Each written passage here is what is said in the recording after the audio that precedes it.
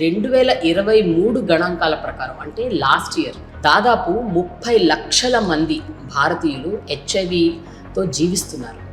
అంతేకాకుండా ప్రపంచవ్యాప్తంగా చూసుకుంటే సౌత్ ఆఫ్రికా, నైజీరియా తర్వాత మన దేశమే హెచ్ఐవి వ్యాధిగ్రస్తులతో 3వ స్థానంలో ఉంది. మరో ఇంపార్టెంట్ పాయింట్ ఏంటి అంటే ఆంధ్రప్రదేశ్, తెలంగాణ ఈ 2 తెలుగు రాష్ట్రాలు మన దేశంలో హెచ్ఐవితో జీవిస్తున్న వాళ్ళలో మొదటి స్థానంలో ఉన్నారు.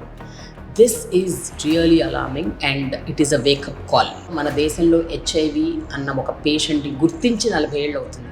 ఇన్ని ఏళ్ల తర్వాత మధ్యలో కాస్త తగ్గింది అని అనుకున్నారు, మళ్ళీ సడన్గా విజృంభిస్తోంది. ఎందుకు ఇంత స్థాయిలో హెచ్ఐవితో జీవిస్తున్న వాళ్ళ సంఖ్య పెరుగుతోంది? ఇవన్నీ తెలుసుకుందాము. దీనికి అసలు main reasons and what needs to be done.